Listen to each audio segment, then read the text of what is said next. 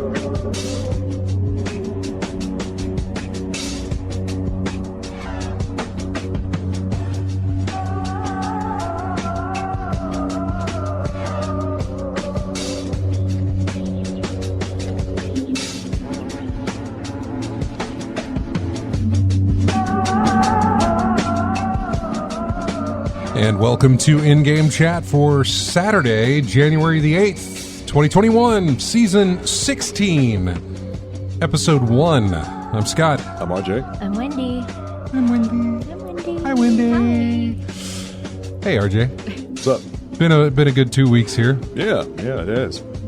If you want to get in touch with us, our phone number is 334-272-9228, or go to our website, ingamechat.net. You'll find all the links there to get in touch with us, whether you want to do that through Twitter or Facebook or email, or if you would like to, watch us on our stream right now on Twitch, you can do that and join the chat room there live while we broadcast. I'm going to make some adjustments on the fly here as I look at my volume. You can see that I was really, really loud there a minute ago, so I'm going to bring that down a little bit. There we go. Again, it's been 2 weeks, so that's all. Also, if you go to our website, ingamechat.net, you can also find our Discord, which is over here. Looking at it there. Nobody's in the Discord chat room just yet, but yeah. So I'm gonna try and make New Year's resolutions, right? I'm gonna try and do better about the Discord and noticing when people are there and bringing them in to chat with us and that sort of thing. Because I'd really love to have that. So, or as an outlet for it. The quality sounds fantastic. So it does. No matter where you are, why not use it? So yeah, let's see. Yeah, those are the ways you can get in touch with us. If you go to our website, ingamechat.net, go all the way to the bottom of the screen. It's one of those websites that kind of refreshes, so you really got to go way down. But when you get there, you'll see all the different ways that you can get in touch with us. I don't have an IRC channel. It's been a long time since I've had an IRC channel. Hey, Retrode, thanks for joining us. We got a lot of people in the chat room here with us. Well, it doesn't refresh on the users in chat. That's always bugged me. That is always. Let's see, did that work when I did a refresh? Not really. No, didn't. So anyway. Welcome to the show, and before we get started, let me do this. There. Get that out of the way. ICQ, there's another one. That's a blast from the past. I know. I don't know. Let me fire up Trillion and see if I can get all my... why don't we have a Yahoo... what is it? Yahoo AIM? Was it AIM? AIM. Yeah, AIM. Let's get an AIM account going. So,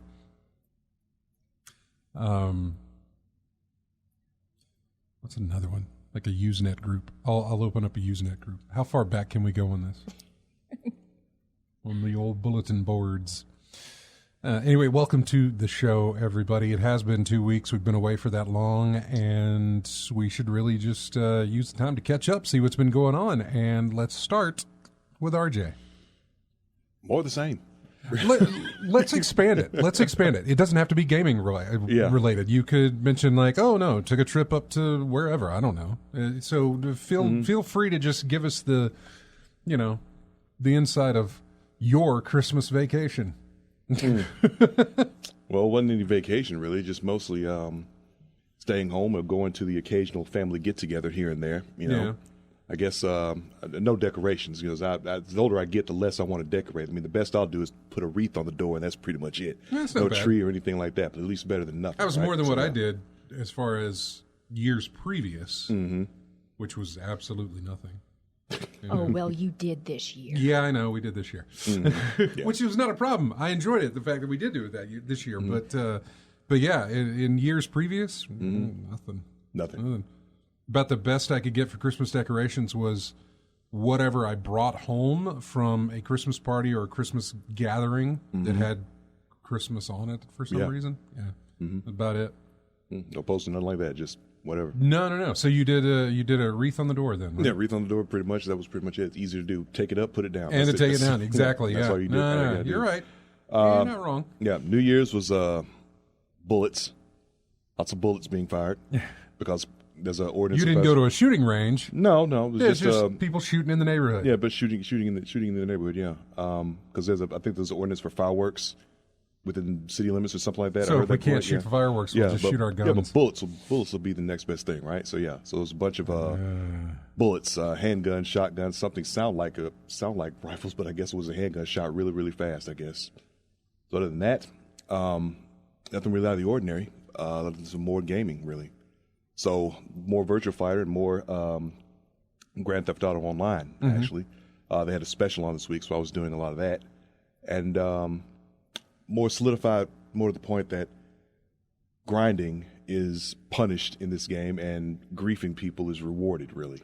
I guess at this point, the game's 8 years old now, right? So I guess at this point, everybody's got the only thing people get fun out of this game now is griefing people and ruining people's day. I mean, nothing like getting $2,000 for blowing up someone's $250,000 item that they were trying to sell off. So someone goes around there blowing that up, just messing things up for everybody. So basically, I've been finding ways to get around that. There's always a way around people griefing, like getting your own personal public lobby and things of that nature. Okay, I was Getting wondering things how, like that. Yeah, how you had to work. I haven't put a lot of time into that. the yeah, online I component. understand. Yeah, but but a lot of new people, a lot of new players come in all the time. They keep offering $1 million in-game credit for every month. I see until it comes those and out. I get tempted Yeah, because So I that- think that's a lot of money in GTA Online terms, but it's really not. No, it's not. It's not a lot of money. No, the way to make money in this game, you have to put out a lot of money to get it. Okay, Like for instance, if you want to get the new, like every new Finish bit, that sentence. Elaborate. Elaborate. you got to spend. You got to spend money to make money. gotcha. That's what you got to do. Like businesses and whatnot. phrase. Yeah, yeah. Well, like for instance, any business that you have to buy. Like CEO, you have to buy an office building. That's going to be about $2 to $4 million in-game currency to get. And the most you can get really is going solo anyway. Maybe you could sell a warehouse that you have to buy as well. Right. You can get like maybe $250,000 during double money week, $125,000 normally. You can do little jobs here and there. The only way you can get like millions of bucks at a time is if you gather up and grind and grind and Right. grind Yeah. specifically. No. Yeah. That's Of the thing. course. But it costs money to grind as well sometimes. So you have to offset that with little jobs here and there. So that's what basically you have to go through. Like I said, people are going online blowing up your stuff and griefing you. Yeah. That's how they get their pleasure out of the game because it's been around so long. So you have to find little glitches here and there to guarantee that you get some return for your investment, really. Not a fan of that. Yeah. But you still keep going with it, huh? I'll still keep going. Like I said, I found some glitches and tactics and tricks, really. After much experience, after experiencing all that griefing that I've been through, yeah, I can get a steady source of income. Best way to do it, really, the most reliable way is doing the Cayo Perico heist. It's a heist you got to set. You can do it. The best thing about it is you can do it solo. You don't have to split the payoff with your partners. Other You can do it, players, you can do it yourself. But it takes a lot of setting up. Costs about 25 grand in-game currency to set it up, and you have to buy a submarine, Right, the to submarine, do yeah. the submarine, the Kosatka, to do that. And I think that's about $2 million at least, a little over $2 million at least to get that. What's the haul? What's the haul? How much do you pull away? It varies, but it's like stealing this item out of this dude's safe on this island. It ranges anywhere from maybe 950,000 to 2.5 million per run, depending on what item is in there. Every time you do a run, do you have to rebuy the submarine? You have to rebuy. You have to reset up. It's still, like I said, it's $25,000 to set it up individually.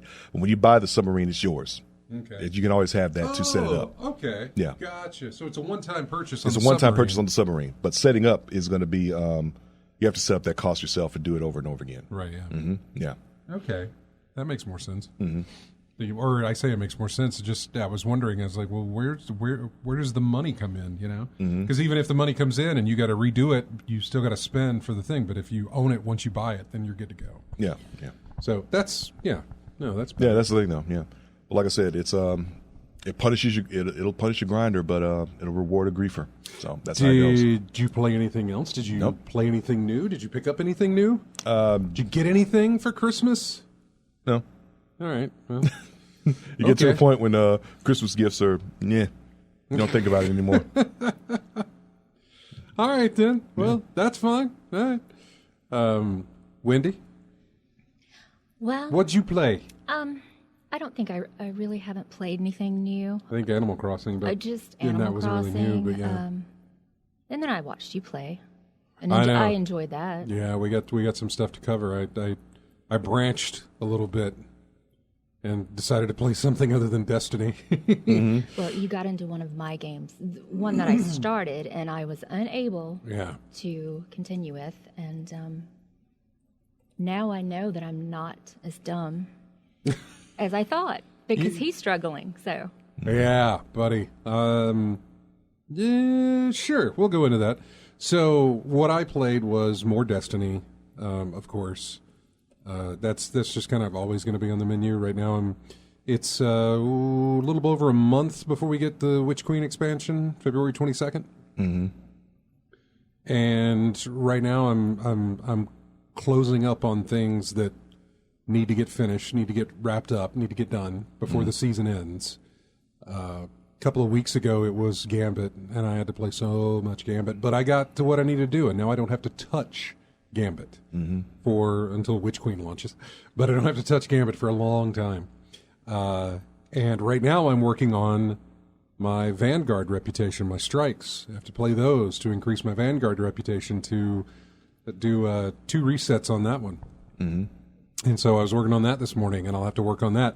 Next, it's double Vanguard rep week, by the way. Like you were talking about double money week. Double money week, So it's double Vanguard rep. So when you do, you normally get points for running a strike. Well, you get double points for running a strike now. Mm-hmm. And when you play enough to where you start getting those streaks, I don't know if you remember the streaks that you would get. They introduced a streak system, so it started where if you it was only in Crucible and I think in Gambit, which is the PvP modes. And so if you won a match, that was 1, and then if you won 2, that's your second streak, 3, 4, all the way up to 5. I think we had to do that before with that tower thing we had to do. We had to get a streak of like 3 or 5 to get this certain item. Possibly. Yeah. I remember the streak system we had to do. Yeah. The old streak system was in PvP. You play, and for every match you win, that's a streak up to 5, and then it just and you get extra rep and stuff like that because you've got a win streak going on. Mm-hmm. They modified it now to where it doesn't matter if you win or lose, as long as you're just playing that activity, you'll get a streak going. Yeah. Which is kind of nice. As opposed to having to win, you have to win. We have to win all the time, which is as soon as you play, not easy to do. Yeah, as soon as you play something else, though, you lose the streak. So if you don't just keep grinding Crucible or Gambit or the strikes, then the streak goes away. Yeah. So that's at least 5 rounds of every single thing just to get up to the max streak that you can have. Mm-hmm. But anyway, I'm working on the strike part of it. It's double rep week this week. So that's why I'm, grinding that out. Yeah. And then next week it's double Crucible week, so I'll be grinding that out. But that's my last one, and I'm already halfway through on that one as well. So that one will be pretty quick, he says to himself. Yeah. Good luck. So anyway, doing that. In between that time, I have played and finished, and I tweeted about this, and I would like to talk about it, but I finished Guardians of the Galaxy, which I had picked up in November, Black Friday deal, I believe. So I finished that. It's a really good game. I've got some things to say about it, but it was a really good game. What did I play? Played... Oh, that was Guardians that I kept going back to. That's right. Once we finished up Guardians, I was thinking... I actually got on there to start Mass Effect because it had recently got onto Game Pass. Mm-hmm. And I never played I played the first one up until the train sequence where you have to disarm the bombs. And for anybody who's played that game knows how early on in that game it is. And that's how far I got the first time I ever played this years and years and years ago. I'm past that point now, by the way. But anyway, I never played the first one. I played the second one about 75% of the way through, and then I never touched the third one either. So now that it's on Game Pass as part of the EA Play thing, I downloaded it and started running through the first game. But I had originally logged on because I was like, okay, it's January. I think this is coming. I'd heard that Mass Effect was coming to Mass Effect Legendary Edition, whatever, the remaster. Yeah. I was like, I hear it's going to be coming to Game Pass, so I'll just go on there and look at it. And I was looking, and I was like, there's nothing. It's not there. It's not there. Meanwhile, I downloaded a few other titles while I was there, but Wendy had mentioned, why don't you play Hellblade? Because you haven't played that one. And she had tried to play it. Mm-hmm. And so I said, that's a good idea. So I started Hellblade. Okay. I got some things to say about that as well. And I also started playing a game called The Pedestrian, which is a really... It is my kind of game. It's a puzzle game. Okay. You move this stick figure through these obstacles and things, and I'm trying to think of how I could relate this because it's very difficult to say. Just for explanation's sake, you don't actually have this in there, but let's say all of your puzzles are hand-drawn and they're all on Post-it notes, right? Okay. So each Post-it note is one section of that puzzle, and at the ends of the Post-it note are little doorways. Well, you got a bunch of them in your play field, and so you need to line them up the way that they need to be so you can move them around for your character to go through one door to enter into the next panel, to go across to enter into the next panel, and do whatever you got to do to get to the exit. Is it anything like Comic Zone? It reminds me of that. Comic Zone Framed is another one, but it's just a bit different, just a bit different. So yeah, I've been playing that. I mean, that really took off for me. I downloaded it. I tried to do the stream thing because Xbox has a cloud gaming thing now. Okay. So instead of installing the game to your hard drive, you can play from the cloud if you'd like to. And you can instantly start playing. How well does that work? It works okay. I'm about to say it all depends on your connection, of course. It's going to depend on your connection, the kind of game you're playing, that sort of thing. Yeah. For this game, it worked okay. There were like scan lines every now and again. Like if you stopped and didn't move, as soon as you did, you'd see the screen refresh a bit. Yeah, see, I can't see that working with a graphic intense game or something like that. So is this game graphic intense, The Pedestrian? It is... No, it's not. No. So for something like... it's got some beautiful backgrounds, but it's really not graphic intensive. It honestly isn't. It's got some very well-detailed backgrounds, but it's not pertinent to gameplay. Yeah. I'm thinking something like maybe Papers, Please, Gunpoint, games of that nature would be good for that cloud streaming thing. That would... Yeah. But something like Hellblade. No, not so much. No. Yeah. I would never play Hellblade on the cloud like that. Not after having played Hellblade. But I eventually installed it anyway. Yeah. We were just playing too much of it, and I was tired of seeing the the way it would move. And so I was like, you know what? I'm just gonna install it and play it that way. So that's what I did. But man, Pedestrian is great. If you are a puzzle fan, that sort of thing, Pedestrian is it's real nice. It's very laid back. It's very, I want to say quaint, but it's one of those things that you can kind of just sort of relax. You're not like, I think it could work. Well, it could easily work as a VR type game. Like I could play that in VR, not necessarily be surrounded by everything, but just to play it on a giant screen to where I can move this, move the stuff around, and then use the thumbstick to make him go through and do what he's got to do. Because there's really not a lot of controls to it. The thumbstick moves your character. You have a jump button, and then you have the B button, which lets you pick up things. So like if you need a key to get through another door, you can do that. So anyway, that is the Pedestrian. I don't know when that came out. It came out a good while ago, but it's on Game Pass. So I was like, sure, I'm gonna try that out. So I did. Mass Effect, just to talk about that just a little bit because I'm not very far into it. Looks good on the remastered. I'm sure the other two games are going to look better. Mass Effect 2, Mass Effect 3, they're probably going to look a tiny bit better than what Mass Effect 1 does. January of 2020, the Pedestrian. Was it? Okay. Yeah. At least according to Steam, anyway. And the thing with Mass Effect was that it still engages me. I can't. The combat annoys me. I hate the combat parts of the thing. Moving around with your squad or having the conversations that you have and doing what you got to do. I love those parts. I love developing my character with those parts. You're not developing your character when you're doing the combat stuff. You are, because you're gaining combat experience. But in the RPG sense of things, you're better developing your character in the conversations, not necessarily in combat.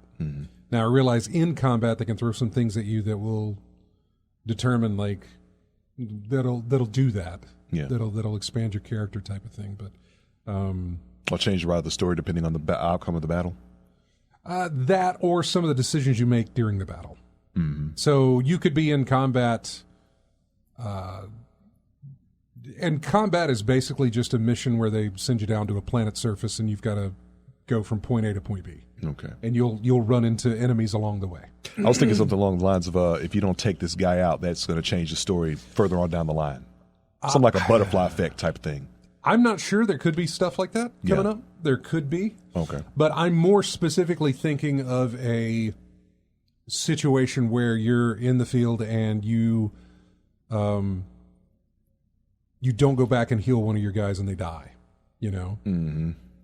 or you're not being that squad leader type and protecting them or having them protect each other or whatever the case may be. You lose too many folks and the trust of your shipmates is going to drop or something like that. Yeah, you're not using your squad members to the best of their abilities, I guess, or you're making decisions where I'm going to go solo this, you two go down this path and go that way or something, where they give you some choices to make, possibly. I don't know.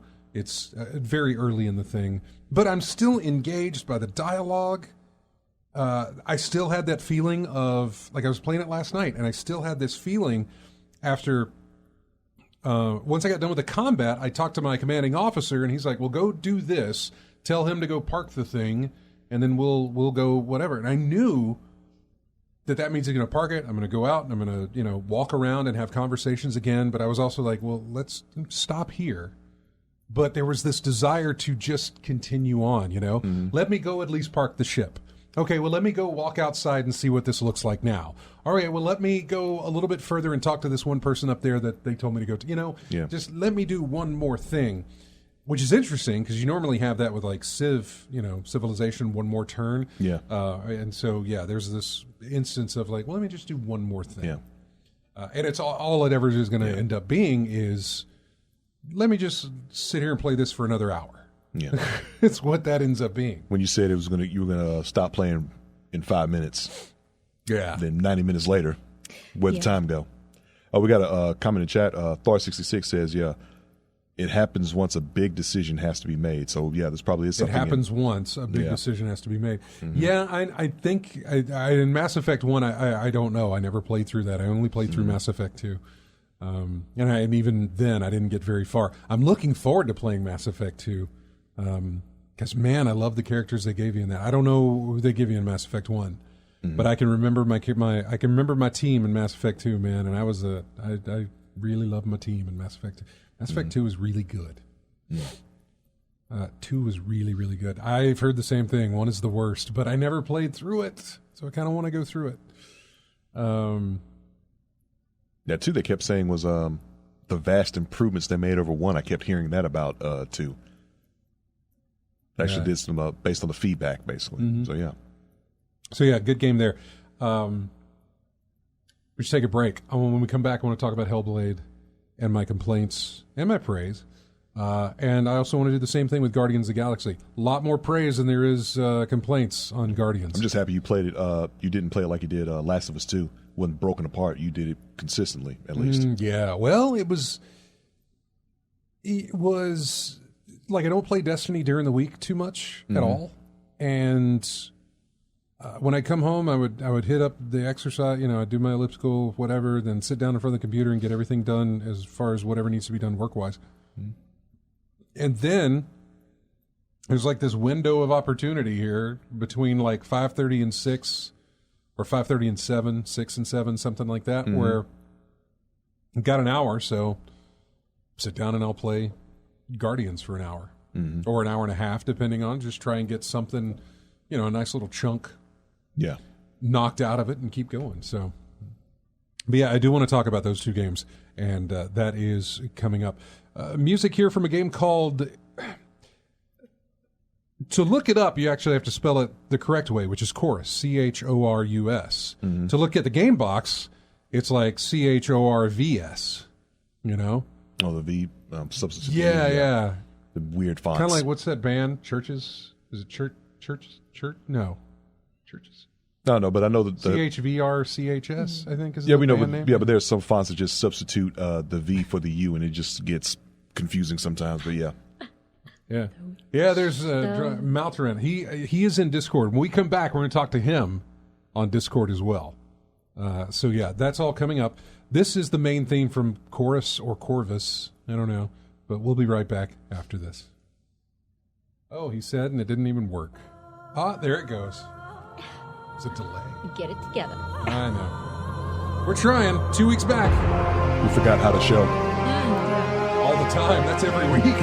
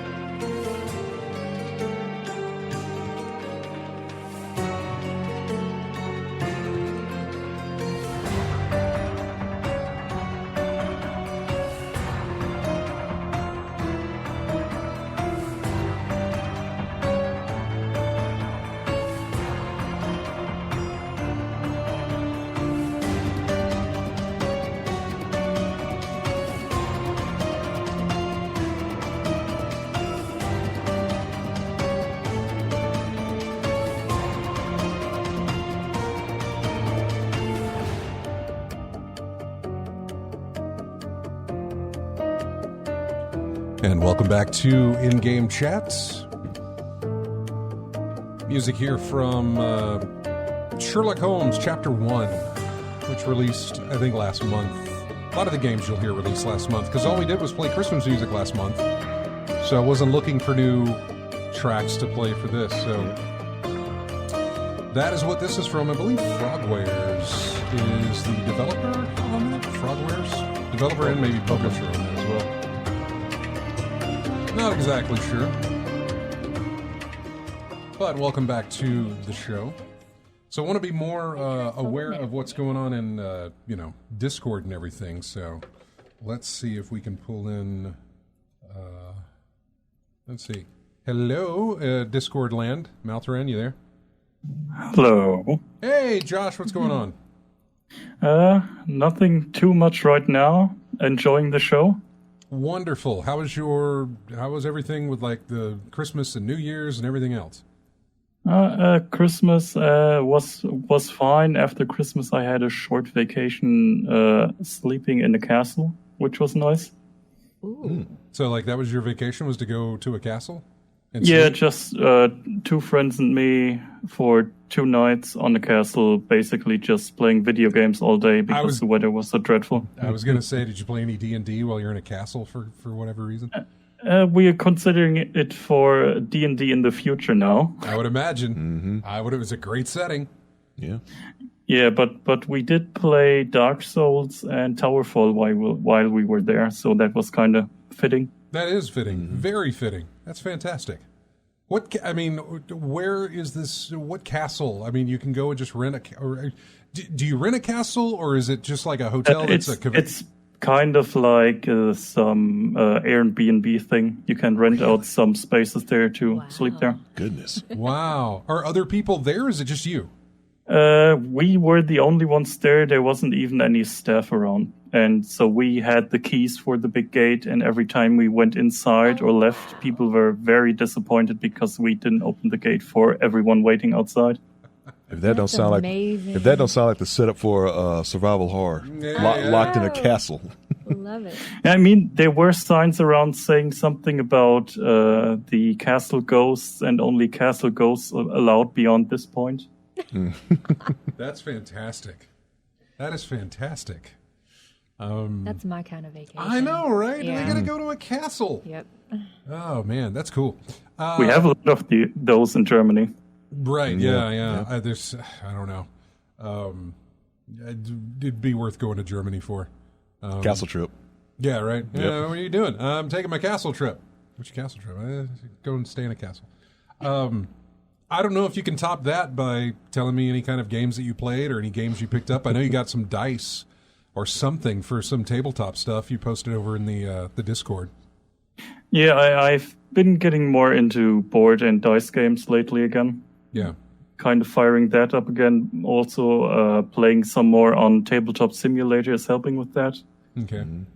Because you get a lot of games for free for some reason there, and you can just play test them and see if they're worth the money getting them for real. Mm-hmm. Nope, that's great. Anything else? So anything else you played or anything that stands out? Anything you did? I got for my birthday, I got Outriders, which I've been playing the campaign with my 2 buddies. Mm-hmm. I've went on the castle with as well. Anything else? And lots of more Deep Rock Galactic, which is also on PlayStation Plus this month. That's right, it is. I got free. Yeah, I got to open up I've got to turn on the PlayStation 5 and download my games for this month for PS Plus. Josh, if you'll hang on, who do we have? Is this Chris? Hey, Josh. Well, you don't have to hang on, Josh. You can still be on the same line while we talk to Chris on the phone here. I think this feeds to. This will be interesting. I don't know if you'll be able to hear him or not. In fact, I don't think you will. The phone doesn't do right on that. Well, whatever. We'll talk to Chris anyway. Hey, Chris. What's going on?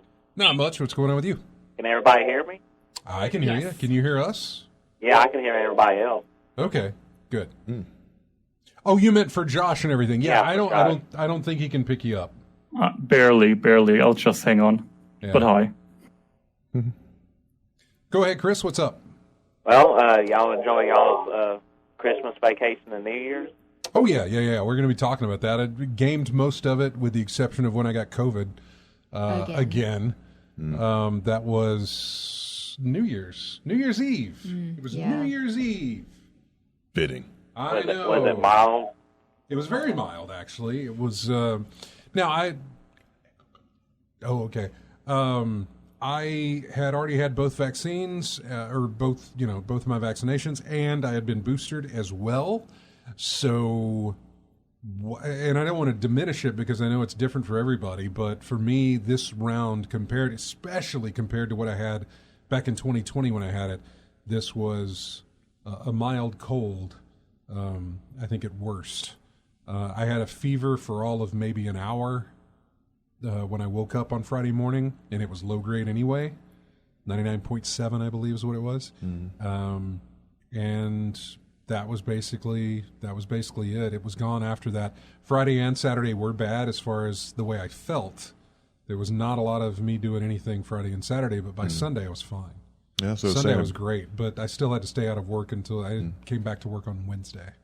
That's what it's saying about it. It's like more contagious, but not as impactful as the first strain was. So, and again, I know people who got this stuff last year, who got COVID last year. Yeah. And by last year, I mean 2020. We're not far enough into 2022 to where when I say last year, I'm talking about 21. Yeah. But the first year of COVID, I remember people getting that, and some people got it bad. Some people were fine. Some people, I say fine, but some people had it very mild. Yeah. And my experience was much different than other people's experiences. Mine was horrible. But this one was okay. It was, I didn't want to get it at all, but this was all right. I was able to get through this without much problem at all. Thankfully. I think there's still some lingering things going on as far as I can't seem to get my energy back up. Tired a lot more, or at least recently, so I'm hoping that'll get better. But anyway, that was our Christmas and New Year's there, Chris. Plus, I made out like a bandit on VR referrals, by the way. That was something, man. I thought you could only do 5 referrals a month. Turns out you can only do up to $600 in referrals a month, which at the time was going kind of quick because it was $60 in the month of December. But it's now dropped back down. There still is a referral program, but it's now $30 per person. So, but which is still fine. $30 is $30 to spend in the store. So did you pick up some VR stuff, Chris? Well, I had the room one that you had talked about. That you had gotten, it went on sale, and I got it for like $10 off of its usual price. I hadn't played it yet, but I'll eventually get around to that and some other ones on the VR headset and try those out. But I've always wanted to get into the Dishonored games and everything, and I noticed the sale, just a couple weeks ago or something, about a week ago. They had Dishonored, the other one, and the Dishonored 2, and like 4 games for like $23 on PlayStation, on a deal. I said, yeah, now's the time to pick all those up, and I've been starting on Dishonored 1 and going through it. Okay. I was wondering, because we were talking about VR, and I thought, is there a VR application for Dishonored? Because that would be awesome if there was. I mean, it's a first-person game, so it's kind of, the VR is there for you. As far as the viewpoint you could have. But yeah. Oh, wow. No. I'm sorry. Josh just posted pictures of the castle that he was staying in. Look at that. Oh, you don't have Discord, do you? Oh, you don't have Discord. Oh, goodness. I have to show you when you can look on that computer. Yeah, that vacation of his sounds like fun. Oh, yeah. Look at that. Thank you for that. And then like this one here. Yeah, when he said castle, he meant that is castle. He was hanging out in a room in a castle doing their thing. Look at that. Oh, let's see what they're drinking. What are they drinking? I see what they're drinking. Good stuff. Now is that a retro? Yeah, that little thing right there looks like a retro SNES. I believe. But anyway, sorry, he posted. If you want to see these pictures, you got to go to our Discord to do it. So, log into our Discord. You can find our Discord at our website, ingamechat.net. Scroll all the way down to the bottom of the page. You'll see a link to go to our Discord. Pop right in, and you can check out those pictures of the castle that Josh stayed at. What else did you do, Chris? Anything else? I found a couple other games on sale on the New Year sale on the PlayStation Store sale. I got Torchlight 2 and 3 for like $5 and $7 a piece or something like that. They're kind of like Diablo 3 or similar to that. So I've been keeping my eye on those. I'll play them down the road. Yeah. And then there's another 3D survival game against robots and stuff. I think it was called Generation Zero, and they had all the DLC and everything in a bundle for like $20 on it. So I bought it too to play down the road. So I've got a lot of digital stuff I can download and use with the good internet I've got now, and enjoy some stuff further down the road eventually, hopefully. Well, good, man. What have you played in the? And maybe you already told me, but I know you picked up The Room. But what have you played like VR? Have you played anything VR? I really haven't played anything since I set it up and played a little bit in some of the different games and everything. But I really hadn't. Okay. Turned it on and put it back on and did anything. Even though that I got The Room VR and everything, I bought it when it went on sale. But I just hadn't done anything with it yet. But I'll get around to that. Hopefully, sometime break it out after a while. Sorry, I'm just correcting. Someone in chat there thought they were in the wrong IGC Discord. I think they're in the right one. I don't know. AC Wraith, I'll contact you on Discord and get you a link there so you can get in there.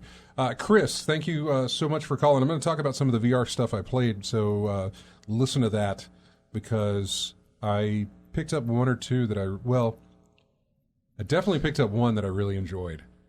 And it was just, and it's strange. I don't want to say it's strange how I enjoyed it, but it's just amazing how well it works. But I'll be talking about that as well. Also Guardians, also Hellblade. Probably not until after the break here, because we got about 7 minutes till the top of the hour, which is how this goes for us. But I appreciate you calling in, Chris. Glad you had a great Christmas and a great New Year's, and we will talk to you again next week. Yeah, me and my immediate supervisor, Melissa, had a longer vacation. One of our coworkers ended up getting COVID, and because we're unvaccinated and everything, of course, it was on the weekend when it happened, so it was like Friday. He tested positive, so we got the call from our supervisor and everything.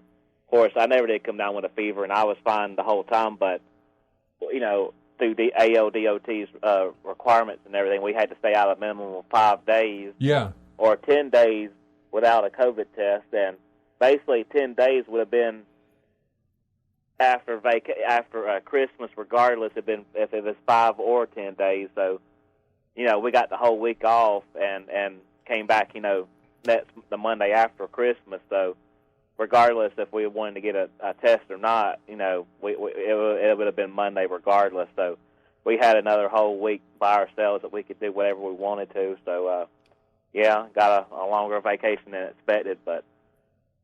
Yeah, I got a little. If you want to call it a vacation, I had it's hard to feel like a vacation when you're sick through it, because my Friday and Saturday was not great, and then of course I was actually ready to come back to work on Monday, but there was no, you stay home until you wait out your 5 days, and then you can come back. I'm kind of glad I did that, because if I'm feeling kind of wore out now after just 3 days of being back, I guess, then it was probably not a good idea to come back on Monday, and I'm glad I didn't. So, well, Chris, take care, buddy, and we'll talk to you next week, okay? All right, y'all have a good one. You too, man. Take care, man. All right, bye. Josh posted in our in-game chat Discord, which again, I don't know, AC Wraith's probably in the wrong one there. Probably still in the old one. Yeah, I'm thinking so. You know what? I can find him. We'll do this during a break that's coming up, but in the break I'll get him in there, and you can see those pictures of the castle that he stayed at. It's really, really awesome that you got to do that. That's really cool. Have you, by the way, I wanted to ask you, have you jumped into the VR thing at all, or no? Not at the moment, no. I'm basically waiting for a little bit more financial stability and the PSVR 2 thing, maybe. 2? Yeah, that was announced. That's fine. Have you played Hellblade? Nope. Okay. Well, but I know of it. Yeah, I know. I'm just trying to get an idea if this was not necessarily unique to me, but if anybody else ran into the same issues that I had while playing it. So anyway, we're going to go over that in the next segment, as well as, did you play Guardians of the Galaxy at all? Probably not. Nope, I didn't get around to that. Just curious. But it looks fun. I can probably lend it from a friend sometime down the line. Yeah, it is a one and done kind of game. There is not there's no DLC that's planned for it. There's no leaderboards or any kind of pure story. Yeah, outside of going back and picking up collectibles. I mean, they got a new game plus, but outside of going back and picking up collectibles, that's it. You go through the story and you're good. There is really nothing else. I'm more than fine with a game like that. I totally am as well, especially since it was on sale. I picked it up for $25. That's not a bad thing for this game. Mm-hmm. So yeah, if you can find it at a reduced price, pick it up. Although, I think I still would have been satisfied if I'd paid full price for that game. Just for everything that I got out of it and how much I enjoyed it. Got some problems with it, and I'll be talking about those when we come back. But yeah, you had mentioned the PlayStation VR 2. Still a ways away from what I understand, right? Yeah, but at least we had some life science in the news recently again. Oh yeah, no. That's fantastic. First off, we got a name. It's PlayStation VR 2. We weren't sure what they were going to call it. It'll have 4K HDR OLED panels, 110-degree field of view, which is good. The bigger the field of view, the better, really. The panels will have a resolution of 2000 by 2040 per eye and frame rates of 90 to 120 hertz. They're going to have eye tracking. We talked about that. The eye tracking is going to be amazing. If it works right, the eye tracking will be fantastic. Eye tracking is something they need to put in the Quest whenever they do a 3 or whatever they're doing. Eye tracking helps so much with the headset knowing where your intentions are. Mm-hmm. So if I were to pick up a grenade and throw it in VR, eye tracking is going to be able to see that, notice where I'm looking, and say, well, he intended to throw it in that direction, or whatever the case may be. Mm-hmm. You know, it can really benefit your VR stuff with some eye tracking. I'm not sure if any others. I don't know of any other headsets that have eye tracking. I know there are some eye tracking. There's eye track. I've messed around with eye tracking in laptops and stuff when I was at was it E3 or PAX? I can't remember. One of those. It was. I think it was an MSI laptop. I played Assassin's Creed with eye tracking, which was weird, but it was just kind of a demo of how it worked. Yeah. And yeah, go ahead. There was also this indie game recently that got pretty good reviews that involves something with eyes and blinking, I think. That's right. Man, I can't remember the name of it. Me neither. I have it bookmarked, though. Because I wanted to remember that and go back to it. Could that be? Before Your Eyes? Before Your Eyes. That's what it's called. So Before Your Eyes does this thing where it has to track your eyes because it needs to register when you blink.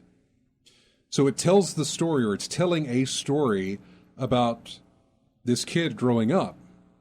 And every time you blink, it skips ahead in the story to show just how fast the passage of time happens in someone's life as they grow older and that sort of thing. Mm-hmm. Of course, and so it's one of those things where you need to just continually watch it, but you will eventually have to blink.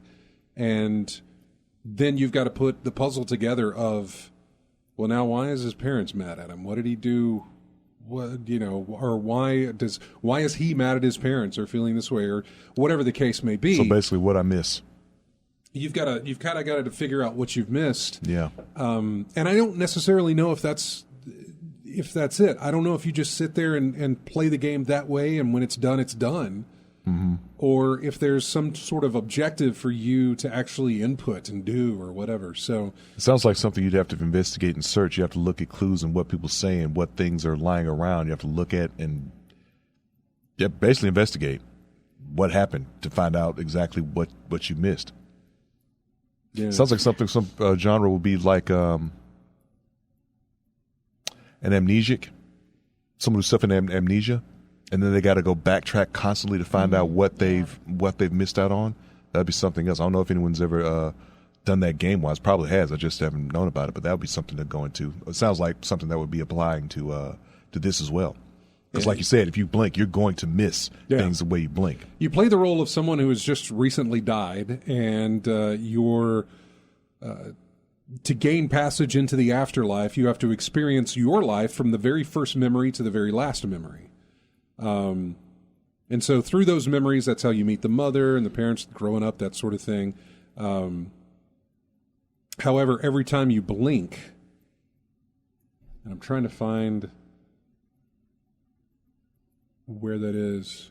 This is a very in-depth article about it. Mm-hmm. And so they're not actually talking. There it is. Along with the game's unique use of blinking, it's got a convincing narrative that works in tandem with the mechanic. Its storybook-style visuals help soften an otherwise tragic narrative that makes a child confront one of humanity's darkest fears.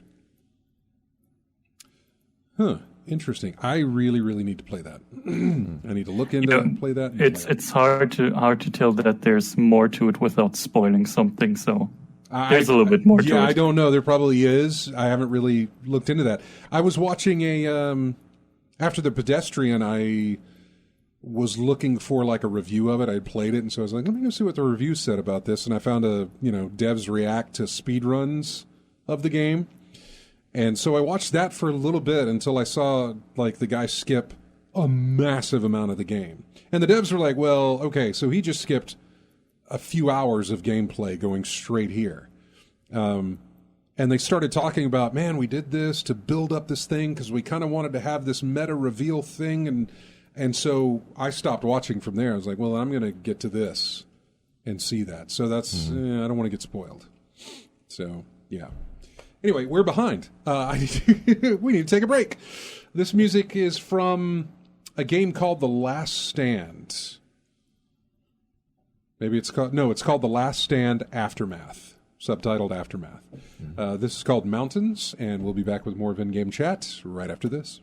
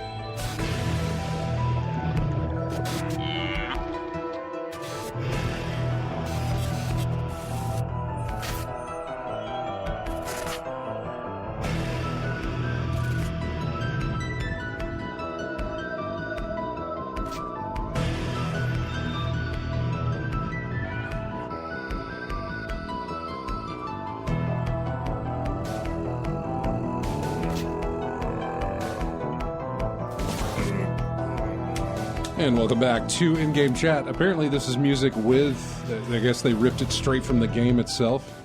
Happy's Humble Burger Farm is what this game is. It's called Start the Grill. I have no idea what it's about. I think it's published by the Tiny Build guys, I think. But I don't know anything about it. Survival horror, restaurant simulation survival horror. So kind of Five Nights at Freddy's. Just at a restaurant and not a kid's thing. I don't know. Probably is exactly what it is. Let's see here. Let's see. Congrats, you're hired. Serve customers and maintain the Happy's Humble Burger Farm restaurant alone on the overnight. But be careful, things fall apart if you mess up. After work, head home and keep your eyes open for a way to escape the barnyard buds and their fast food fever dream. Don't know anything about it. Yeah, I mean, looks like I guess a Five Nights at Freddy's clone or whatever. I mean, there's some disturbing imagery looking at the Steam page for it. Yeah. No, it skews in the horror. Salmon nuggets. Yeah. It's okay. Ew. Salmon nuggets. Yeah. I mean, I could do salmon croquettes. I mean, I can cook those, but salmon nuggets? What? No, that's the same thing. Anyway, get off track. That's all right. Let's talk. Let's first start talking about Guardians of the Galaxy, since that's the game I finished. Okay. Man, the start of it's a little weird. Your head, your whole whatever is used to these characters looking a bit different and sounding a bit different because of the films. They've gone through 2 of their own films and then, one where they're mixed in with everybody else. And so you just sort of have this sense of like, this is how they sound, this is how they look. And when they don't look like that and when they don't sound like that, throws you off a bit. Yeah, a little jarring. It is. But that is, and so you're going to feel that when you crank up the game. Just play it a while. It'll go away. It really will. It'll go away to the point that whoever they got for Rocket and whoever they got for Drax sound fantastic. If not impression or doing an impression of the actors who play those parts, or maybe that just left my head and these settled in and became the default for the way they sounded. It was really, really good. I love Drax. Drax was great. Peter Quill. Yeah, he would always say Peter Quill. He would always use his full name. And the other character, I don't necessarily want to spoil it, because there's another character who shows up in the game, and his dialogue is amazing. It might be amazingly annoying after a while. Flowery. It is very it's alliteration packed with rhyming almost. So, I don't know, man, but if you don't care about spoilers, Google the guy who speaks in alliteration in the Guardians games, and you can look that up and listen to him all day. Because that was every time that character showed up, I was waiting to hear what they were going to say and how they were going to say it and the way it was going to flow. I just was impressed with that. And it's not necessarily, I don't remember that being, then again, it's been a long time since I've read a comic book with that character in it before. So I was like, I don't know if that's like his shtick, like that's what he does. I can't remember. But it was really good. Yeah, Groot is great too. That was one of the things, and it really only worked with Drax. But in a movie, you've got 2.5 hours at most to get to know your character. If your movie is about one single person, or even 2, you can do that in 2.5 hours. If your movie contains main characters that are, how many is in Guardians? 5, I think? Yeah, it's 5 Guardians of the Galaxy. 4. Drax, Gamora, Groot, Peter, Rocket. There's 5. So anyway, you have 5. It's harder to get into the depths of those characters. It's hard to kind of put them all out there so that the player can absorb that, or so that the listener, the watcher, whatever, can absorb that and sort of feel a connection to those characters, because you really got to go. You got to be there. You got to spend some time with them, and you got to kind of do a deep dive there with them to understand the way that they are, why they do this, what is their motivation. And like, you can say, my motivation is, dude killed my family, and so I'm out for revenge against him. Mm-hmm. That's great. That lets us know you're a warrior and you're on a revenge mission. Okay, but doesn't really get to the root of who that person is, or even was before this happened. Mm-hmm. Games allow you to do that. Games allow you to develop those characters on a much broader base or specific basis. Actually, not necessarily broad, but you can really zero in on these characters, their motivations, who they are, why they do what they do, how they got. Yes, Thar66 says their best narrative award was well deserved. You're exactly right. There was a section where, and I don't even know if this was going to be triggered by me doing it. If, in other words, is it something I could have skipped? Could I just move on? But like me and Drax had this conversation, and it was more than I had known about Drax, since I had known Drax ever existed. Mm-hmm. And it was done very well. And Drax is a specific character because I thought we were going to have to do all of this with every single character. We were going to get down to their fears, their hopes, all this stuff that they had before they joined the Guardians. And we're going to learn more about them. I thought it was going to be in that sense, you're going to do this with everyone. For the most part, it's really Drax that they focus on. And there's a reason they focus on Drax, because of what happens later on in the game. Still, it was very, very well done narrative. Combat-wise, that's the worst part of the game, to be honest with you, is the combat. But that's not what you're playing the game for anyway. You're not, but when they throw combat in, it's annoying. Because it's bad, or because it deviates from the story? It's bad. It's bad? Okay. Yeah. If the combat was on par with the storytelling that they were doing there, then you'd be fine with, equal parts. Wouldn't matter. Mm-hmm. I mean, combat section, this is great. I love this part. Oh, narrative section, this is great. I love this part. Instead, it's like, we get to talk for a while and search for things. Oh, combat, great. This, even when you approach a room where it's like, this is like, if we're going to have a fight in here, great. The combat, and I'll tell you this as well. Combat is not hard. It is, you are completely fine going up against all these enemies that you go up against. There's no situation where, I don't remember there being a situation where I was just being frustrated by the combat at all. Or stuck in a certain spot. Nah, man. So that kind of puts it in another situation where it's like, well, now it's annoying. Because I've been to places like that where I want to hurry up and get to the story, but I can't get there because the battle is getting I'm having to repeat this battle over and over and over again. Mal, your mic's on, by the way, so if you feel like jumping in on anything, go right ahead. And I'm sorry I switched back from calling you Mal to Josh to whatever, because I see Mal on the screen, and I do remember your name is Josh, so whatever. It's just how my brain works. Anyway, having said that, the combat is the worst part of the game. The next to worst part of the game would probably be the... I don't want to say character animations, but the the dialogue to syncing up. Facial features, mouth sync, yeah. There's some issues there.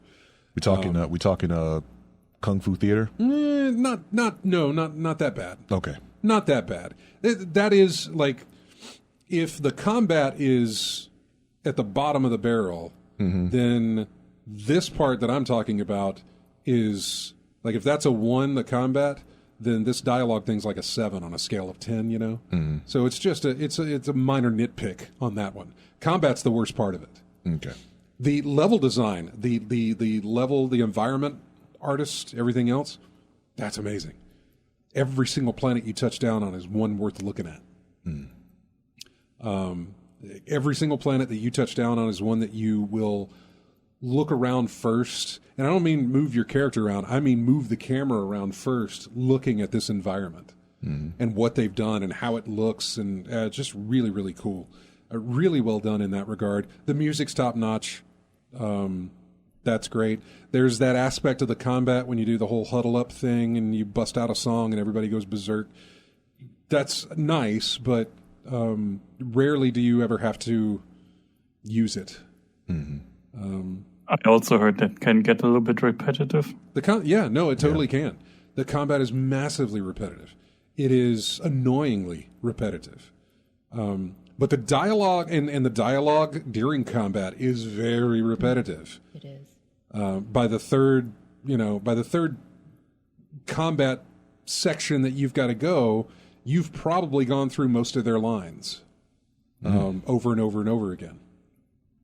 So combat was let's see how fast I can finish this so I can get on with the story so that I don't have to hear them repeat these lines over and over and over again, and so that I can, not have to worry about combat anymore. So yeah, the combat's not great. That's really my only complaint on it, is the combat. Everything else is like a nitpick if I have to, but the story was great, and it went in a direction that I did not expect it to go. It developed, especially Peter, it developed Peter's character 10 times what any of the films would do. And I know they're Marvel superhero films. I get that. You can have good character development in Marvel superhero films. It's rare that it does. Black Panther's a great one, but it's rare that it does it. But when it does it very well. But it's hard to do that when you've got a movie composed of 5 people that you need to kind of get down into their. Yeah. It was the problem with the X-Men film. It was like there are so many members of the X-Men, you can't possibly have enough time in a movie to develop them properly. It gives me the idea that if they took the Guardians of the Galaxy gameplay type situation and develop it for X-Men, pick us out 5 X-Men that we run around through, that'd be great. That would be great. Again, the story was fantastic. The story and the climax of the story, and there were parts of the game that you had to do things that you're not programmed to do when you play games, and I don't want to spoil anything. Okay, you say you're not programmed to, or just something you're never done in gaming? Something you're not programmed to do this. You're really not. You are programmed in all the gaming that we've ever done in our lives. We are programmed to do what we do when we play games. And this game was like, hey, why don't you not do that? But you have to learn that. You have to learn that as you play through it. You have to learn that, oh, wait a second. It's expecting me to do this. I need to not do it. Yeah. I know this is vague. I know it's a little, wink, wink, nudge, nudge here that you don't know anything about, but I don't want to spoil anything for anybody who might be playing that. Okay. But the game was great. The game was fantastic. I would love more of this. I'm glad that we got what we got. I'm glad there's no plans for DLC. I'm glad there's no add-on stuff or anything like that. I'm very happy with what we got. Now I want more. So maybe it's not with Guardians. Maybe you just leave this alone and don't return. Because the story it tells in this is really good. The character development and what the characters have to go through, especially where Peter is involved, are great. The places that it takes the player, I think unfortunately for me, I either hit a bug or I just wasn't aware that I was supposed to do something during a scene. I kept having to replay this cutscene. I think 3. Yeah. The very end of the game, there is no fail state. There is no situation where the game ends and you're like, well, crap, I got the bad ending. I got to go back through it. No. There's not multiple endings like that. If you don't do it right at the end, it starts again at the cutscene and you go back through it again, to make your decisions and choices and things like that. So you got a Groundhog Day situation? No, not story-wise, no. It's not one of those things where the characters are aware that they're replaying this. It's not one of those. Okay. You're aware of it because as a player, you made a bad choice. You need to go back and figure out. And I can't tell you why. Okay, but basically just do it till you get it right. Yeah, and it's going to let you know when you get it right. Yeah. And honestly, I wish I would have... I think I went through it like 3 times. What? Is this on? Yeah, that mic's on. Oh, I didn't know if you turned me back on. No. Your mic's on. Yeah, I think I went through that section like 3 times because there were dialogue options, and there were like 3 sets. There were 3 sections of this cutscene where you had dialogue options to pick. And I'm not sure if a combination of such would get you to where you needed to be, but I knew in my first thing, it came up too quick and I didn't read it and I picked the wrong thing. And I even knew when that happened, I was like, I know I've already picked the wrong thing. So when it got to it, it was like, wrong. Start over. Yeah. So I did, and I was like, okay, see, that's why I shouldn't have picked that. So I picked something else, and I don't know. It was... There's only one path, and you got to pick the right dialogue choices through each one to get to the proper ending. There is, but the negative path that you take is made very apparent in both the way that you were thinking as a player picking that dialogue choice, thinking, this is how I would respond to such a thing. Then the character that you're talking to will fire back at you and say, and will tell you why you were wrong. Mm-hmm. And then it will move on to the next section where you've got to make another choice. And you're like, well, maybe I should do this again. And it'll tell you again if you won't know for certain if you got it right, but you'll damn sure know you got it wrong. Yeah. So it flipped that. So now what you would do, what would Peter do? Yeah. I would do this, but what will Peter do here? There's good emotion going on in that section, and it would have been a better pull for me had I not messed up as many times as I did. Because by the third or fourth time that you're starting this cutscene over with, you suddenly don't care. The impact is lessened. Gone. Yeah, the impact is gone. Because now you know what the reactions are going to be. Yeah. If you pick one of these other things, and so you're relegated to like, well, here's my choice. And by the time you get to the proper decision, it's like it ain't there no more. It's not. You're like, finally. Now, but that's not bad. That I can't. You know what? I can't say that it still didn't work. It had a bigger impact. It still had an impact. Yeah. Because what these characters were going through was that's a real thing, man. It's a really very emotional thing, both with what Peter was going through and both with the character Peter was talking to, what they were going through. And they just did it so well. Mm-hmm.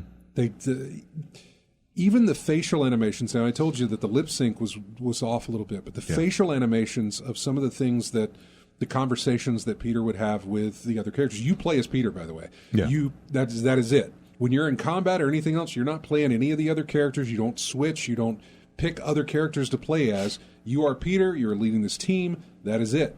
Mm-hmm. Everything comes through with him.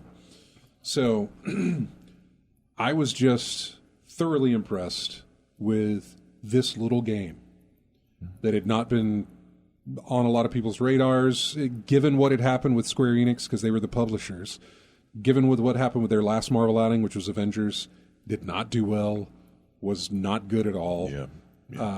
I think people's radar was turned off for this. They just, we'll see how it goes. Yeah, that Avengers case was a case of like Marvel, one person messing up for everybody.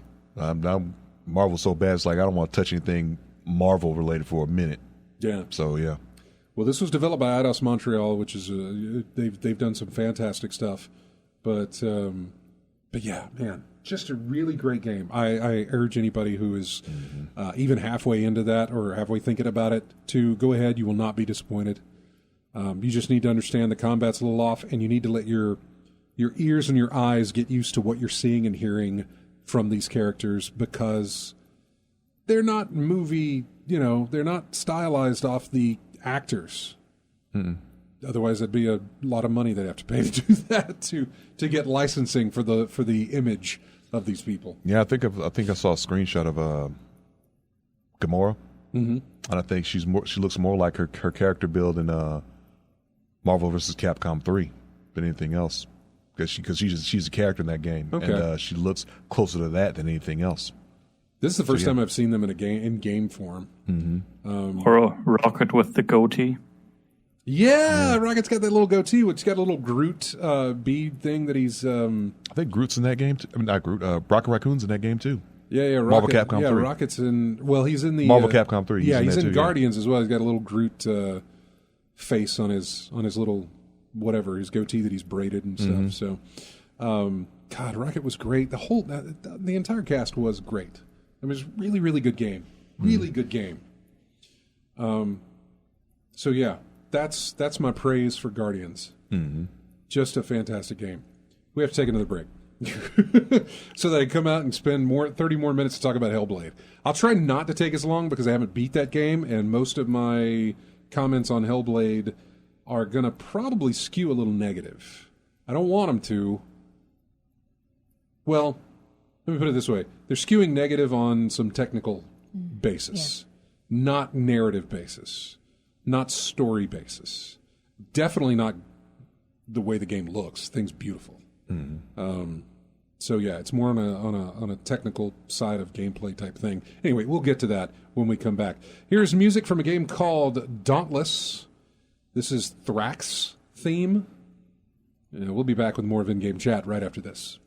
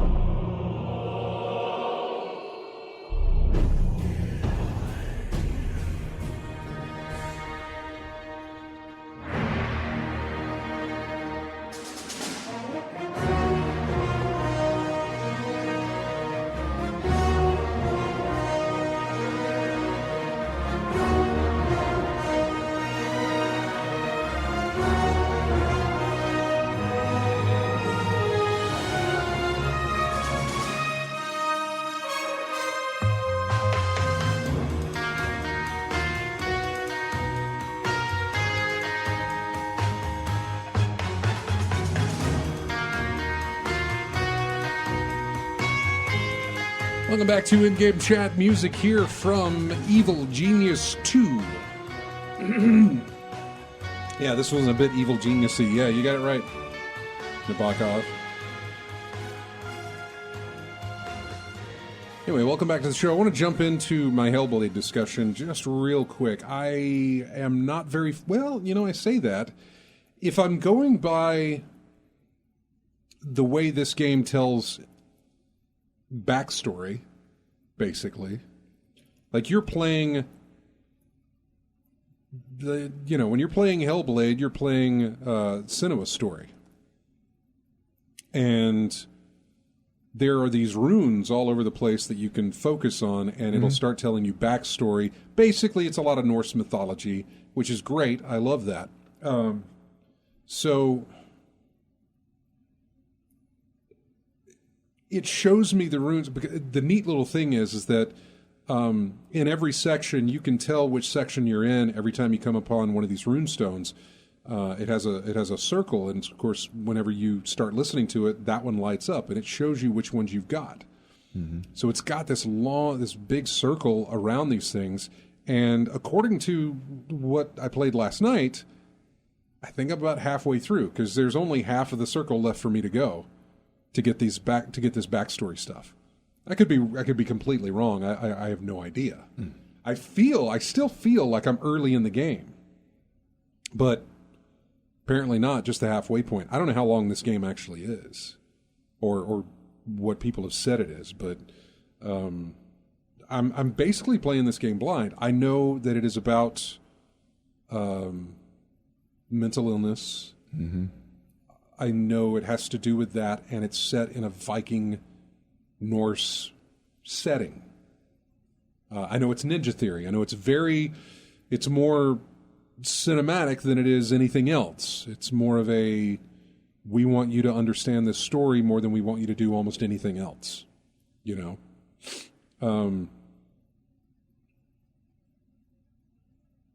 I had combat set to where it'll scale based on, like, it would see how well I do with combat, and it would adjust as I play. Mm-hmm. Adaptive? Yeah. Okay. Yeah. I finally switched that one to easy because I got tired. I was dying a lot. How many hits were you taking before? I don't remember. Okay. I don't remember. Problem with that is that the game gives you no prompts on how to do anything. To know how to swing my sword, to know how to dodge, to know how to block, to know how to do a strong hit as opposed to a quick hit. I had to pause the game and go to my controls to look at that because there is nothing. There's no tutorial at the beginning. There is nothing. There's no. Well, I was about to ask. There's no. There is nothing. Instruction guide in the CD in the case. Well, in the game case. Yeah, I downloaded this Game Pass. I don't actually have the game, but even still, I think I own this on Steam as well, which never came with a case or an instruction booklet or anything like that. I want those back, by the way. There is nothing to tell you what to do. Absolutely nothing. I've played games like that before, and I've fared better than I have with Hellblade. Maybe it's in the background. Nothing obvious is what I'm trying to say. No, there's nothing. I was mashing. When you get thrown into your first fight, they don't pause the game and say, well, you do this to make this, press your Y button to do a strong attack. Yeah, I get what you're saying, Press but I'm trying the right bumper to parry or whatever. I get what you're saying. There's nothing obvious. That's what we've been used to all this time. And I haven't played the game. I have the game, but I haven't started playing it yet. So there's nothing. There's nothing. Man. There's nothing to tell you anything about that. I can't see it not being in there, and it's still going out. There's no one's nothing saying anything about that. There's nothing to tell you where to go either. There is no waypoint. There's nothing. I got lost the other day. We finished one section. I finished a section. You come upon a door, and in order to get through this door, you have to go fight two gods that are in two doors behind you, One door leads to one god, another door leads to another god. And as you go through there, it's like playing a whole section of the game type thing just to get to that god so you can fight him and then, move on. Mm-hmm. Once you get through there, and I'll start with, what was his name? The fire god.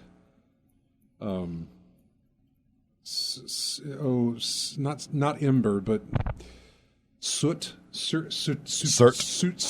S-U-R-T? Yes. Surt. I was like, Surtur? Yes. I was like, flames, ash, soot, Surt. Okay. That's how my head works. Nabokov asked, they don't have anything, even the pause menu for controls? Yes, they do. That's where the controls are in your pause menu. That's where I had to look, which sucks to look at that and then get back into combat and be like, oh God, I've already forgotten what the control was, and so I have to go back to the pause. I'm gonna have to boot this up myself and look, because I can't imagine that would be the only. I haven't seen that really, unless it was like an older game that had an instruction manual. Because the game, I know you have to look at things in the background. The things, your perception is like off. I'm just guessing. This is just random guess on my part. I'm thinking there's something like in the backgrounds that's there that you don't. If you're not looking for it, you're not going to see it. By all means, play it. I'm going to see if I can find this out, because I'm thinking there's something in the background that's telling you, like something etched on a rock somewhere that says do this to do this or something like that. Yeah. Because like I get what you're saying, because I've been used to seeing some bright prompt at the top of the screen saying, this button does this. This bumper does this. The only bright prompt I get, and it's not even a prompt. So obviously, Senua has voices in her head that she listens to, and they speak to you and stuff. So I put on subtitles. Thank God, because the only kind of thing I get at the top during combat is when one of my voices will tell me to watch out behind me.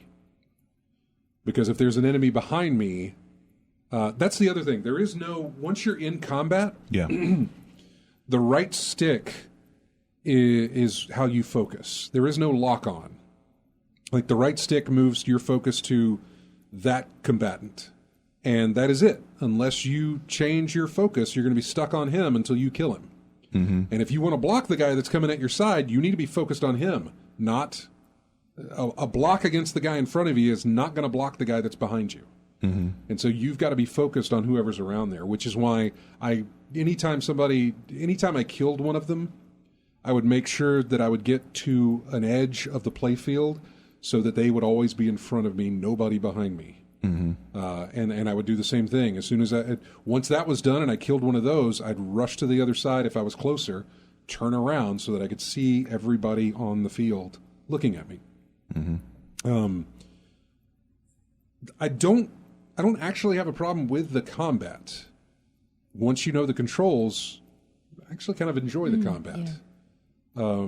It's fun to try and time your blocks because, if you get a good block, it slows things down and you can do a nice, parry and repulse, something like that. Or because you don't have a shield, you just have a sword, right? You have a sword, and at some point you get this like special ability that will slow down everybody else but you, so that you can make some attacks. It's like a bullet time thing, but it's not very much. Perception thing, for the mental issues that she's going through. Yeah, it's not very much, but you get it. Mm-hmm. Going back to Soot.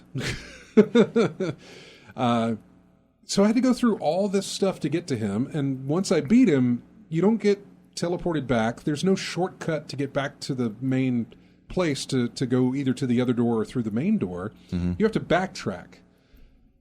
I don't know how many times I went in a loop because I couldn't figure out at this point, where did I go when I was here? I'd look to the left, look to the right. I couldn't find which way I couldn't figure out how to get out. There's nothing to guide you. That's their intention to put in there, and I get it for whatever reason. I understand that they're trying to make this a minimalistic thing. They want you to focus on the story and the character. They want you focusing on some HUD. There is no HUD. You have no life bar or anything like that. There absolutely is nothing there to show you what your health is or what you're carrying or your life stuff. There's nothing. There's absolutely nothing on the screen but you and everything else, or the other characters or the environment. Mm-hmm. And that was the first time that happened, and then I went through, and I last night I was playing, and I couldn't. They put me into a room. There was a battle, and once that battle was over with, I was left to figure out the puzzle of the room, and I just could not. Turns out there was a door I did not see, and it took me forever to find that door. Once I did, it opened up more for me, but it was still this. Getting to the door was an issue. Yeah, man. They could have highlighted the door, made it, shimmer or something so that I know that's a path. No, that goes against a minimalistic thing. It does. Even when I was, even after I'd fought that god and found my way back, I was looking, like you said, environmental cues. I was looking for the cauldrons that were lit, and I thought if I follow those, that probably takes me back where I need to go. But I'm pretty sure it didn't. Because I thought, let's make sure I'm going the right way. That's a lit cauldron. Okay, I'm going through. Nope, I'm back where I started again, and then just so nothing is obvious. You've got to look and search for everything in this game. I mean, yeah, but there's no hidden things. You know what I'm saying? There's no reward for exploration. Mm-hmm. Do you understand? There's no deviation from the path. Mm-hmm. There was, but I say obvious. I mean, nothing flashing. Say go here. Right. You're just going to have to look. Yeah. Even so, it's in plain sight. You just wouldn't know it until you get up on there. Mm-hmm. Yeah. Yeah.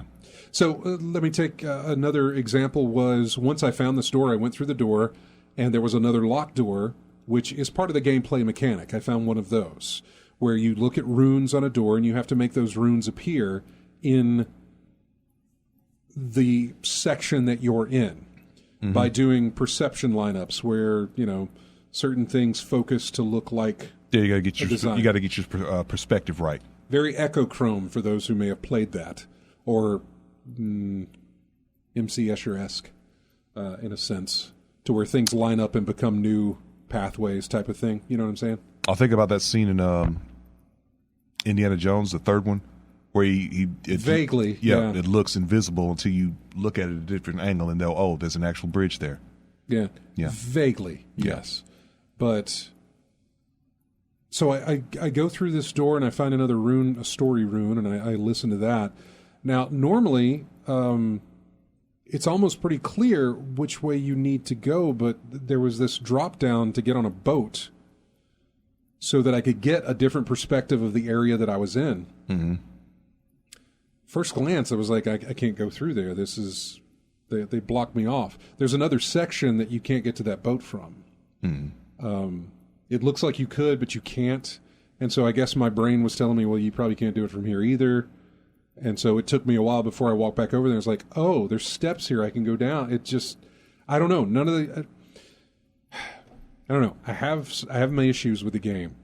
It's beautiful. I love the story. The technical issues that I'm talking about are really bothering me. Really bothering me. Mm-hmm. I'm hoping that I'm close enough to a point where a lot of this is going to stop for a while. You know what I'm saying? It's going to be a much more straightforward type thing. No, from what I gathered, I think it gets worse. Yeah, maybe. From what I hear, from what I've been hearing about it, not actually playing it. I'm going to have to change that soon, but please do. Her perceptions get worse from what I hear, so I'm expecting more of the same. Yeah. Well, I would love to hear what you think about it. Yeah. So please do. Okay. Now we only have 10 minutes left, and I have no news to talk about because there's not enough to. I mean, Even after 2 weeks? There's plenty of news to talk about. I'm about to say after 2 weeks, but I only have 10 minutes to do it. I can't do that. Well, pick one that sticks out to you. I'm going to have to play Hades. It's not something I was putting off. It's just one of those things where, what is it, Supergiant Games, I think, that did that? Yeah, it's Supergiant Games that did Hades. And so Hades is great. Aren't they the same people that made Bastion? Yep. See, that's okay. Bastion is kind of, God, I hate to be Mr. Negative over here all the time. It took me a while before I ever got around to playing Bastion. In between the time that Bastion released and the time that I got to play it, I was inundated, especially early on, with like, this is a great game, man. This is a really good game. It's great. And then I played it. I wasn't all that thrilled. Yeah, I mean, I've been there. It didn't do anything for me. Final Fantasy comes to mind. Yeah. And so, and Supergiant really hasn't had a miss. Every single game that they've made so far has just been something they've knocked out of the park, whatever it is. Yeah. And here's Hades winning the very first, or it's the first video game to win a Hugo Award literary prize, which is like, okay, that means story. I love a good story, and this is probably something I should play.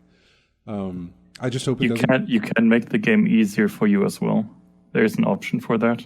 Oh, is it genuinely tough or something? I have no idea. It's like a roguelike, so it can get pretty tough, especially towards the end. Oh, wonderful. Well, it's on Game Pass. I might give it a go, maybe after I finish up Pedestrian, I suppose. Trying to kind of not throw too much on my plate here as I go. I'm already working on Destiny, Hellblade, Pedestrian, Mass Effect. There's another one that I downloaded that sounded really great. I don't know if it's called We Were Here or... I don't know. There was a big apocalyptic thing and you have to rebuild the city. It's a city builder. And I can't remember the name of it. But it's on Game Pass. I downloaded it. I haven't started it up or anything. I hadn't heard of the Hugo Award. I just looked it up. I mean, it's an annual, an annual literary award for the best science fiction or fantasy works of the year, and Hades won it. So, yeah. Doesn't have to be a book. Just have a good story. Have a good sci-fi story, sci-fi fantasy story. Okay. Yeah. So that might be another one I jump into after Pedestrian. I feel like I don't know how far I am in Pedestrian. I don't know how much more I have. Actually, I do know because you can do a level select. You can go back and play old levels you finished. Yeah. And so, I'm about halfway on that one, I think, as well. Mm-hmm. which means there's a lot more to play. Right. Yes. Is it like a time thing? Like how fast can you solve this puzzle, that type of thing? Nah. No? Okay. Nah. I have a... See, because that's why you usually see the replay this level thing again, like get a better time or something like that. Yeah, I mean, you can. There's speedrunners who do it, but I'm not into it. Basically, what I like to do with a level is I like to have a... like when you walk into a new level, you need to move the pieces around and set your game up and do your thing. Yeah. You can do that by trial by error, by setting things up and saying, maybe this will work. And then you go through it and you realize, nope, that didn't work. I got to reset. I like to have mine fluid as much as I can. In other words, once I take control of my character to go through what I've just set up, I like it to be all in like one single run from start to the end. Where I can. There was a puzzle I ran into just the other night that required me to enter a panel, pause, move some stuff around to line things up again, go back into it, and then go from there. It was deliberately done that way. I'm almost positive. I don't think there's any way I could have made that a fluid run without having to do that. So, but yeah, the puzzles get more elaborate, more intense. You get more pieces to the puzzle, that sort of thing. So, but yeah. Anyway, that's what I'll look into doing. What are you going to be playing there, Josh? Probably more Deep Rock Galactic until Elden Ring comes out. Oh man, when is that? May? February? February. End of February. 25th, I think. Yeah. We're pretty sure that's going to happen? So far it didn't change, so it already changed once from January to February. Yeah, that's true. Let's see. So Hades did that. What else do we have? Oh, man, I would love to go over the biggest gaming disappointments of 2021. I'd love to do biggest gaming controversies, but it's probably all going to fall on Activision Blizzard. GoldenEye achievements popped up on Xbox for some reason. Ooh. Uh-huh.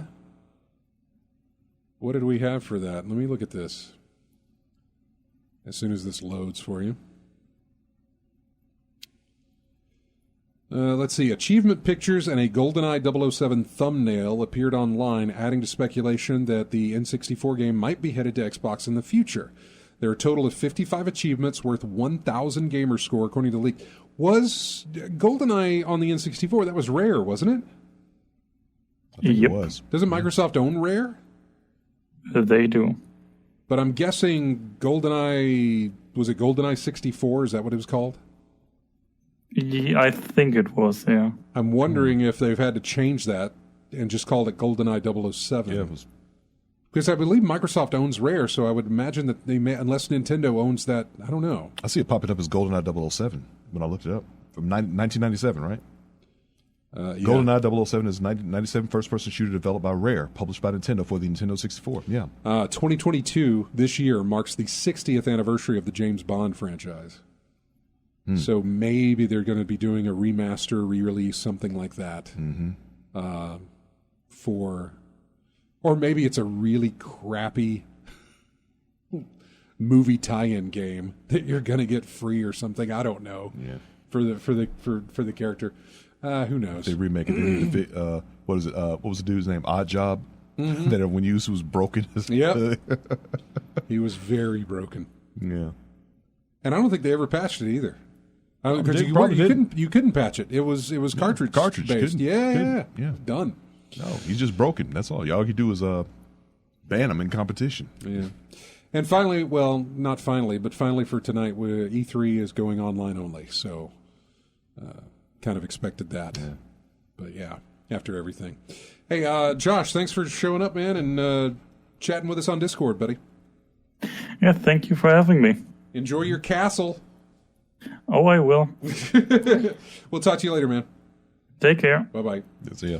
We're going to go to, by the way, that is it for us. Thanks, everybody, for joining us in the chat room and listening to us on the radio as well. Thanks, all of you who joined in the chat room. We had Stephen Van Dam, Sofikal, Nabokov, Lethal Migraine, Caxips, 06, Evans, 04111, Drug Degenerates, Commander Root, A10, AC Wraith, About W, Thank you guys for being there. We really do appreciate it. Join us on Discord. Subscribe to us on YouTube and Twitch and everything else. Have a fantastic week. We'll see you next weekend. This is its chorus's main theme again. I don't know why that's there. That shouldn't be there, but oh well. We don't have enough time.